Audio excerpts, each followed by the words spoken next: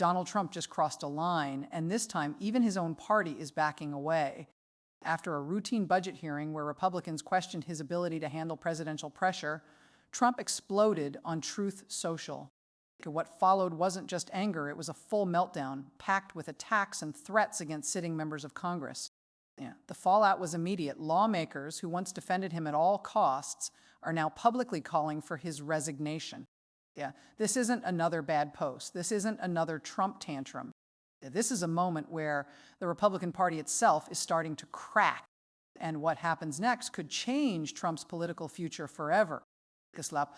When members of your own party start questioning whether you're fit for office after yet another outburst, you know something big has changed in American politics.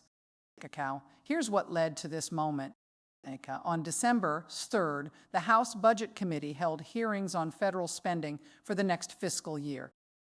It was supposed to be routine, the kind of boring procedural work Congress does every year. Republican lawmakers were simply asking questions about Trump's proposed budget, trying to understand the numbers, the cuts, and how those decisions would impact their own districts. Nothing dramatic, nothing hostile, but what happened next would turn a normal hearing into a political firestorm. Nothing unusual, nothing hostile, just lawmakers doing their jobs. According to Politico's December 3rd report, Republican Congressman Tom Cole of Oklahoma, a longtime Trump supporter and head of the Appropriations Committee, asked a simple question. He wanted to know how proposed cuts to agricultural subsidies would affect rural communities, a fair question. From a representative whose district depends on farming, but here's where everything changes. Trump was reportedly watching the hearing live, and he didn't see it as oversight. He saw it as disloyalty, as betrayal, as a personal attack from someone who was supposed to be on his side. Let's be clear for a moment. Presidents get questioned by their own party all the time. That's not rebellion. That's Congress doing its constitutional job. But Trump has always struggled to separate real questions from personal attacks, and this is where it gets explosive. Multiple reporters say that within censors' minutes of Cole's question, Trump went on the offensive on Truth Social. The first post attacked Cole directly, calling him a weak rhino. Then came another post, then another. By the end of the day, Trump had fired off two separate attacks, each more extreme than the last. And according to CBS News, those posts didn't just stay political, they escalated into personal threats. That's when concern inside Trump's own party began to boil over. He called Cole a traitor and said he should be removed, even suggesting Cole might be taking bribes from special interest groups. Trump then turned his anger toward other Republicans who asked basic budget questions, naming them publicly and demanding they be stripped of their committee roles. Things escalated later that evening when Trump posted online that members of Congress who question him are enemies of the American people and should face consequences, using language like they need to be dealt with and patriots know what to do. Legal experts quickly warned that these statements could be seen as encouraging violence against sitting lawmakers. This wasn't normal political talk.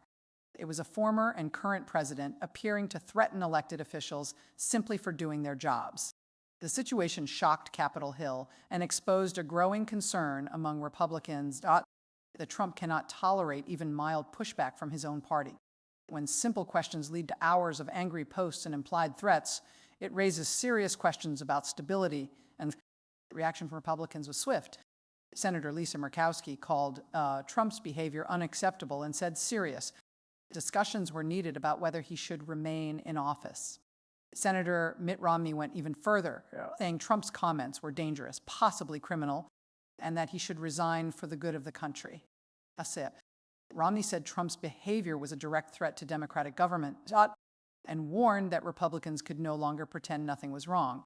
And this wasn't the first time Trump had lashed out at members of his own party for questioning him. A clear example is how he turned on Mitch McConnell after the Arsene Lingarce's reelection. McConnell had been one of Trump's strongest allies, helping confirm judges, block Democratic bills, and defend Trump during impeachment. But the moment McConnell accepted Biden's election win and refused to support Trump's fraud claims, Trump turned on him completely. He spent months attacking McConnell, calling him weak, mocking him with nicknames like Old Crow, and even trying to back primary challengers against McConnell's allies. Years of loyalty meant nothing once McConnell chose the Constitution over Trump. The same pattern showed up with Senator Mike Rounds of South Dakota, a reliable conservative and strong supporter of Trump's agenda. Despite always voting with him, Rounds also became a target once he refused to echo Trump's election claims in early Arsendling Arsharar. Senator Mike Rounds once said in an interview that the Arsendling Ars's election was fair and legitimate. That single truthful statement was enough to turn him into a target. Trump immediately attacked Rounds, calling him a jerk, stupid, and a rhino, and claimed Rounds would never have been elected without his endorsement.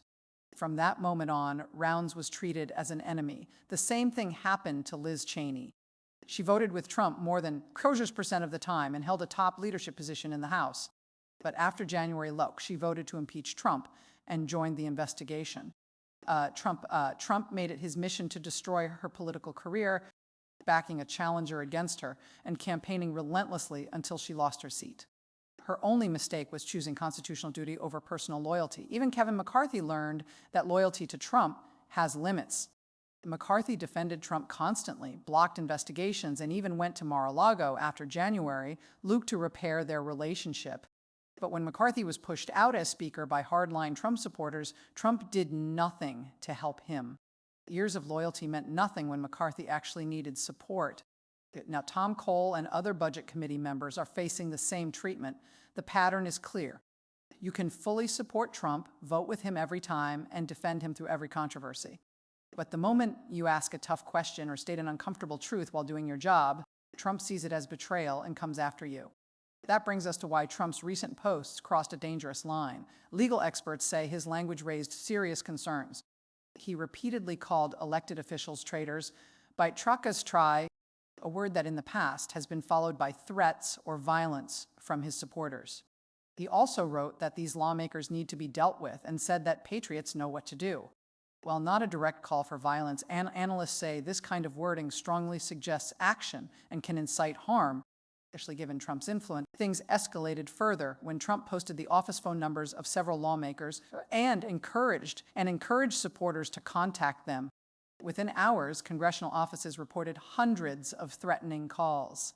Staff members said callers talked about hanging lawmakers for treason, shooting them, and warned them to watch their backs. Capitol Police had to increase security for multiple members of Congress. This put Republican leadership in an impossible position.